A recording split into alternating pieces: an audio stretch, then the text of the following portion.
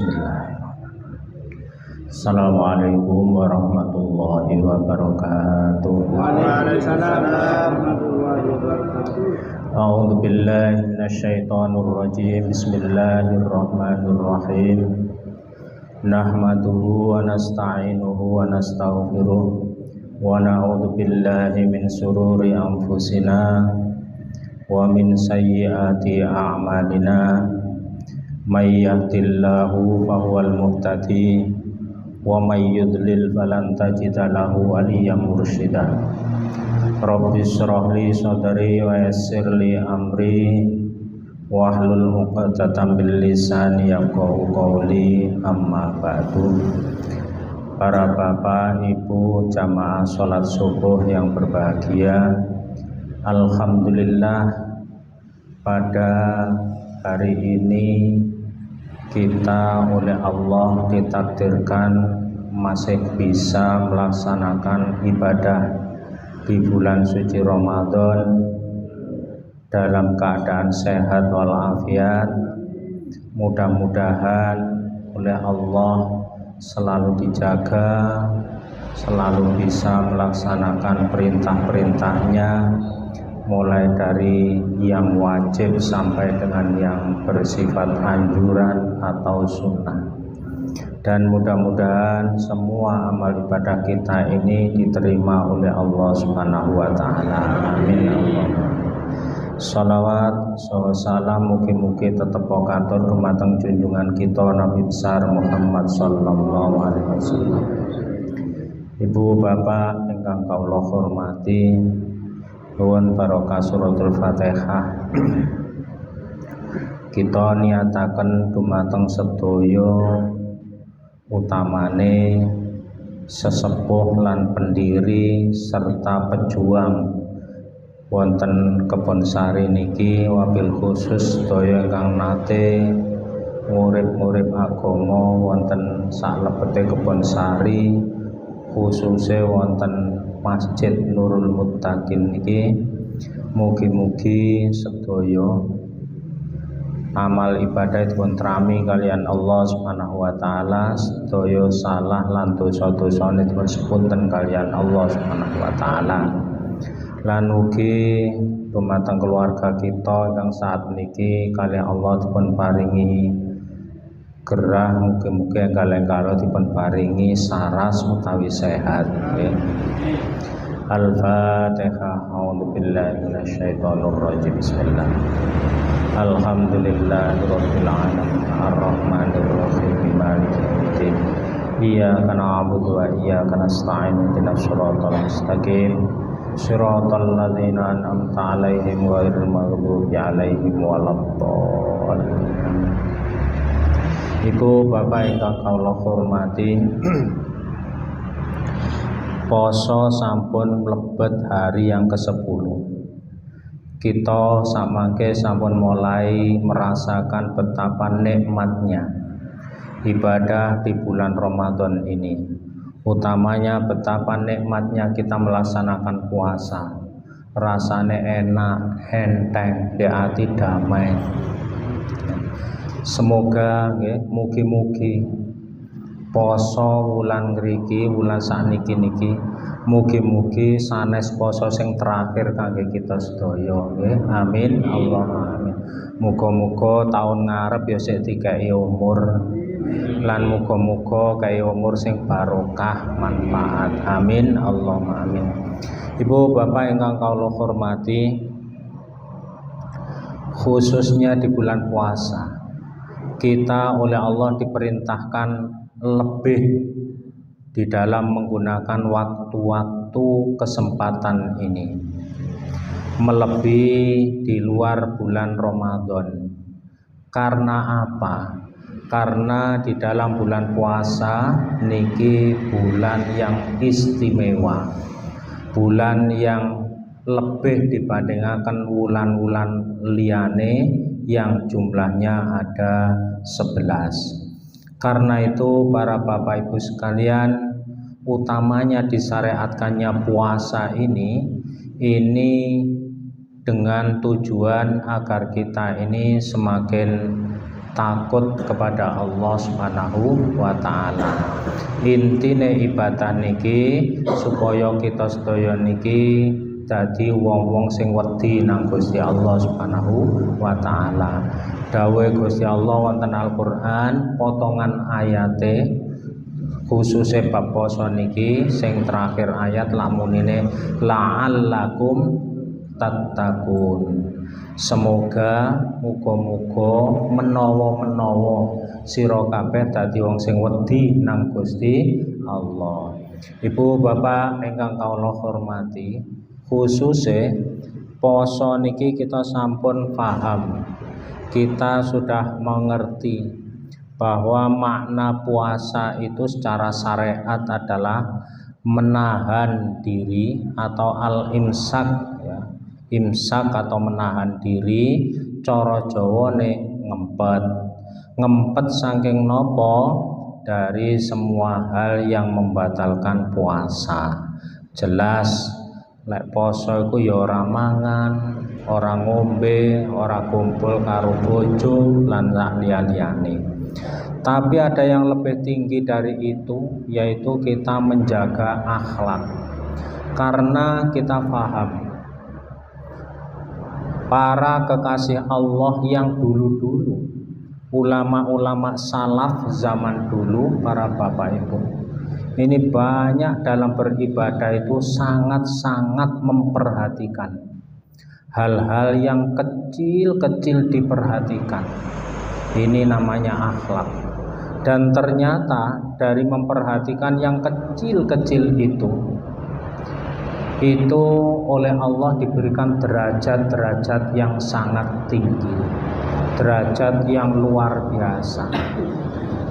Nah, karena hal yang kecil ini Allah Subhanahu wa taala berkenan menerima amal-amal ibadah yang pokok yang besar-besar. Biasanya penyebabnya karena hal-hal yang kecil ya. Banyak hal-hal yang kecil yang menyebabkan amal ibadah yang besar-besar diterima oleh Allah Subhanahu wa taala. Makanya kita sedaya mboten angsal ngremehaken urusan cilik. Urusan-urusan yang kita anggap remeh itu jangan sampai kita sepelekan.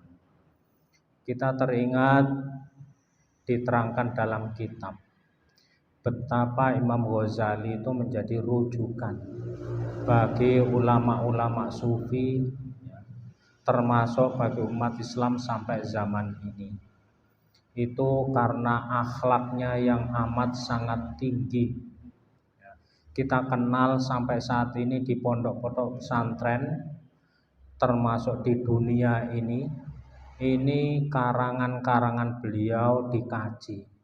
Mulai dari Bidayatul Hidayah yang sangat terkenal sampai kitab besar yang namanya Ihya Ulumuddin.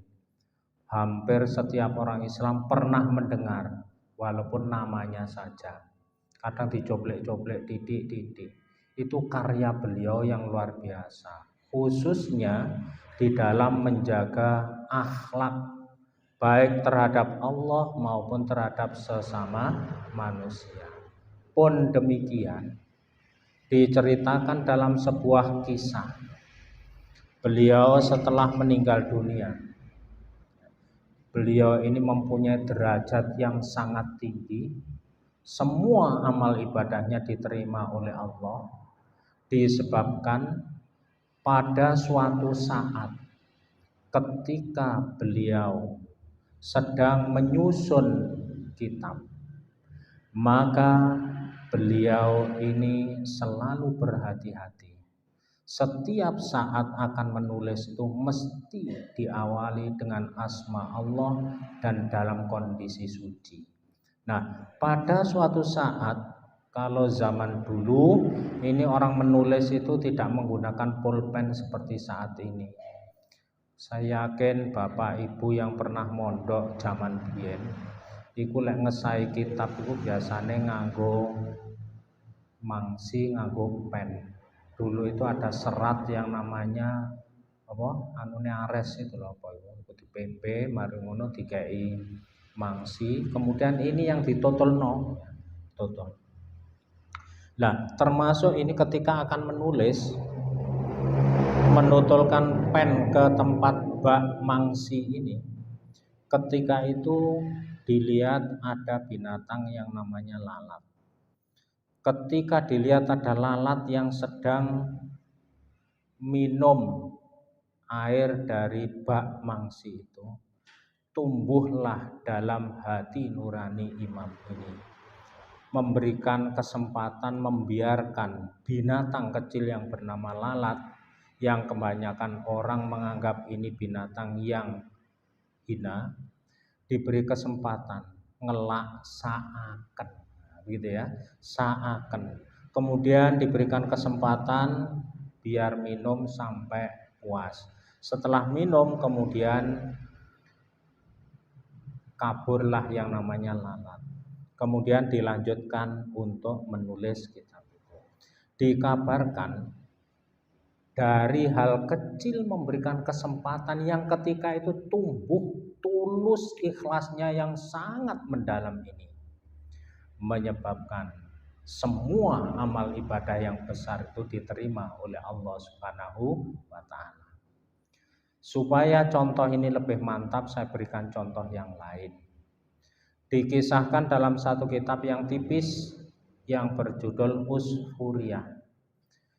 Di sana diceritakan ada salah seorang sahabat yang sangat terkenal hebatnya.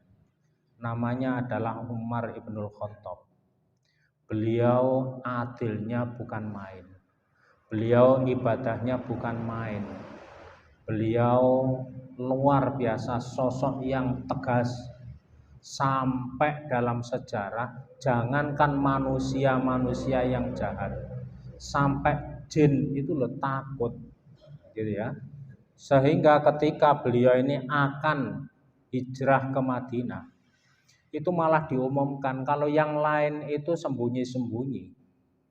Maka Umar bin Khattab malah mengumumkan, wahai saudara-saudara semua manusia, perhatikan bahwa saya pada suatu saat hari ini tanggal ini, katanya, saya akan hijrah ke Madinah. Siapa yang akan menghadang saya silakan, gitu ya. Padahal kalau yang lain itu sembunyi-sembunyi ya, semuanya sembunyi. Umar malah mengumumkan, jarene mungsu-mungsuhe, preman-preman Timur Tengah semuanya, kate golek malapetaka nyegat Umar, ndak ada yang berani, gitu ya.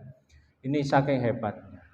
Toh demikian para Bapak Ibu, diceritakan dalam kitab Usfuriyah itu, beliau ini diterima, diimpikan oleh seorang yang sangat dekat dengan Allah. Diimpikan setelah beliau meninggal dunia, bahwasanya ditanyakan, wahai Amirul Mukminin, apa sebab engkau ini oleh Allah diselamatkan? Kemudian apakah karena ibadahmu? Apakah karena keadilanmu? Apakah karena ketegasanmu? Dan seterusnya. Ternyata bukan itu, tapi karena hal yang sangat kecil, yaitu pada suatu saat beliau jalan-jalan di perkampungan, kemudian melihat anak-anak kecil sedang bermain-main dolanan manuk emprit ya. Itu mungkin kalau saat ini diikat kakinya, kemudian dilepas, kemudian ditarik lagi.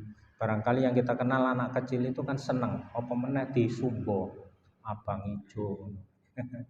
Kemudian setelah itu melihat kejadian ini, Umar merasa ibadah, seakan dicedhekilah anak kecil yang bermain-main dengan burung kecil, burung pipit ini. Setelah didekati, kemudian anak ini dirayu ya. Jadi ndak dipaksa, ayo awas kon, ayo kena aku, ndak gitu. Tapi dirayu anak itu supaya dengan sadar, dengan senang hati mau menyerahkan, dengan diganti uang yang tidak kecil, diganti uang yang cukup besar, lek ditukokno manuk oleh akeh, gitu ya. Setelah diganti dengan uang, dengan senang hatinya anak itu. Kemudian burung kecil ini oleh Umar dilepaslah ikatannya.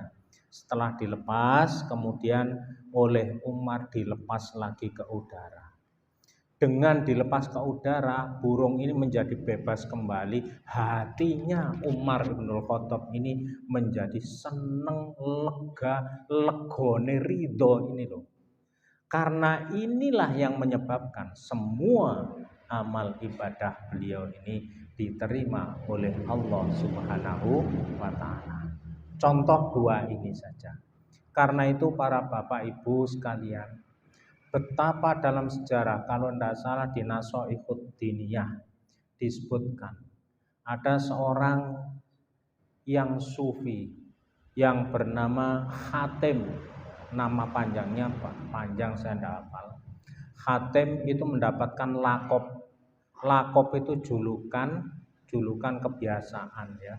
Contoh kalau di sini ini ada orang namanya Mahfud misalnya loh ya, misalnya. Mahfud ketepan kono loro telu. Nah, itu diberi lakop. Lakop itu julukan. Mahfud sing di Mahfud keropok. Nah, misalnya ya. Mahfud keropok. Kenapa? Karena kebiasaannya itu mungkin jualan keropok atau senang keropok dan lain sebagainya. Demikian juga ini namanya Hatim ini mendapatkan lakop, namanya adalah Hatim al-Asom. Asom itu artinya budak. Karena apa? Karena diceritakan di sana bahwa Hatim ini pada suatu saat ketika beliau sedang berjualan, ada seorang pembeli. Kebetulan pembeli ini adalah wanita yang masih muda dan pemalu. Ketika di hadapan Hatim sedang mau membeli barang, ternyata kepentut dan entutnya itu berbunyi agak keras ya, keras. Mungkin kalau sekarang yuk pokoknya banter lah. Betapa malunya wanita ini, pucet. Kemudian serta merta yang namanya Hatim ini luar biasa, seakan ndelok wong iki pucet kisinan. Kemudian berikutnya bagaimana? Hatim ini pura-pura sebagai seorang yang tuli. Misalnya beli lombok, kula tumbas lombok umpama tembok, nah gitu ya, lombok tembok, gak krungu budek wong iki, alhamdulillah begitu perasaan si pembeli tadi. Akhirnya hilanglah rasa malu karena dianggap ya, karena dianggap si penjual ini adalah memang betul-betul tidak mendengarkan atau budak. Nah, dengan menjaga ini, ternyata Hatim ini sampai lama berapa puluh tahun itu berlaku sebagai orang yang budak ini, walaupun tidak budak. Karena apa? Menjaga supaya di masyarakat terkenal budak. Tapi setelah wanita yang pernah ditolong itu ternyata dipanggil oleh Allah mati, beliau ini kemudian baru mau cerita. Aku iki sajane gak budek, tapi krana njaga wong iki supaya gak isin. Nah, begitu ya. Sebab inilah para bapak ibu, Hatim ini oleh Allah diangkat derajatnya menjadi kekasih Allah, wali Allah. Cerita yang lain banyak. Karena itu para bapak ibu, lebih-lebih di bulan puasa ini marilah kita menjaga semua hal-hal yang mungkin orang lain menganggap kecil, kita jaga. Walaupun tidak ada orang yang tahu. Misalnya di masjid ini kok ada sampah ya, ono kotoran yang tertinggal, gak usah leren takok-takok. Kita miri iki sopo, misalnya ndak usah, ya diresiki. Nek jaba kok ana teleke PT, gak usah pitike sapa iki, gak usah ngurus-ngurus ngono. Ya moro-moro diresiki gak kakean omong. Nah, itu contohnya begitu ya. Termasuk juga ketika kita tahu di mana saja yang itu membahayakan orang. Contohnya ada duri. Ini kan akhlak ya, bagian dari akhlak. Ono nun sewu kulite pisang. Wah iki lek dideki wong kepleset Mas yo kan wong gak usah sopo sing buang kulite pisangnya kok ndek kene kan ndak usah gitu ya. Moroe dijokok, dibuang di tempat yang seharusnya. Contoh-contoh kecil semacam inilah akhlak yang diajarkan oleh baginda Rasulullah Muhammad sallallahu alaihi wasallam. Bapak Ibu yang berbahagia, banyak sekali hal-hal yang lembut yang dibahas dalam kitab-kitab klasik termasuk kitab tauhid ya yang menyebabkan seorang itu diangkat derajatnya, dimuliakan oleh Allah gara-gara hal-hal yang lembut seperti ini. Karena itu para Bapak Ibu sekalian, mari kita menjaga ibadah kita, utamanya yang besar-besar, tapi lebih utama juga yang kecil-kecil. Barangkali sopo ngerti teko sing masalah cuwilik itu ibadah yang besar ini diterima. Karena apa para Bapak Ibu? Yang besar yang pokok ini antara lain kita ini kan mengenal, khususnya adalah rukun Islam. Yo salate, mari ngono yo posone, yo zakate. Tapi apakah kita pernah membayangkan apa diterima ya salatku? Wong bentuke salatku kaya ora tau eling nang Gusti Allah. Ya eling lek takbiratul ihram. Mari iku ngedabiah kan begitu ya. Wis eling sembarang kalir. Kadare kelangan korek ayo dieling-eling ya nalika nengahi sembayang. Ya Allah, wis ngono ambek mantuk-mantuk korek mekas Itu contohnya begitu. Ya kualitas sholat kita ini masih sebatas ini. Ditambah poso kita juga begitu. Kadang masih gedabiah ya apa mripate jelalatan ra karu-karuan. Ya, termasuk yang lain ibadah-ibadah yang lain yang pokok. Katakanlah kita haji. Seakeh haji kita ini barangkali sik krono selain Allah. Mungkin pelaksanaannya di sana itu berunggul-unggulan, cuman kepingin meraih ini, tapi kadangkala kita mengabaikan akhlak kita, ya, di hadapan Rasulullah Muhammad Sallallahu Alaihi Wasallam. Loh, kekurangan-kekurangan yang pokok yang besar ini, sopo ngerti Gusti Allah maringi ridho perkara roh arek cilik marung dikai permen arekku seneng. Loh, sapa ngerti sebab itu? Kita tidak paham, kita tidak tahu. Hal-hal rahasia semacam inilah mari selalu kita jaga. Jangan menganggap hal-hal yang remeh itu di dalam ajaran agama tetap dianggap penting, jangan dianggap remeh. Ibu Bapak yang saya hormati, karena keterbatasan waktu, apa yang saya sampaikan mudah-mudahan Allah berkenan menerima semua amal ibadah kita dan mudah-mudahan diberikan umur panjang yang barokah, bisa melaksanakan ibadah dengan istiqomah, dan mudah-mudahan sewaktu-waktu kita dipanggil oleh Allah menjadi husnul khotimah. Amin. Allahumma amin. Al-Fatihah. Bismillahirrahmanirrahim. Alhamdulillahirabbil alamin. Arrahmanirrahim. Maliki yaumiddin. Iyyaka na'budu wa iyyaka nasta'in. Ihdinas siratal mustaqim. Shiratal ladzina an'amta 'alaihim. A'udzu billahi minasyaitonir rajim. Bismillahirrahmanirrahim. Allahumma shalli wa sallim ala sayyidina Muhammad walhamdulillahi rabbil alamin. Allahumma ya da'imal fadli 'alal bariyah wa ya basitul yadaini bil 'atiyah wa ya sahibal mawahib saniyah, shalli ala sayyidina Muhammadin khairil wara sajiyah wa ighfir lana ya dzal ulafi adil asiyah. Allahumma anfa'na bima 'allamtana wa 'allimna ma yanfa'una. Yassir 'alaina ya Allah jami'a maqasidana fid din wad dunya wal akhirah wa la tu'assir 'alaina kulla asir. Allahumma ja'alna wa ahlana wa dzurriyyatana wa auladana min ahlil ilmi wa ahlil khair wa la taj'alna wa iyyahum min ahli syarri wa ahlil dhair.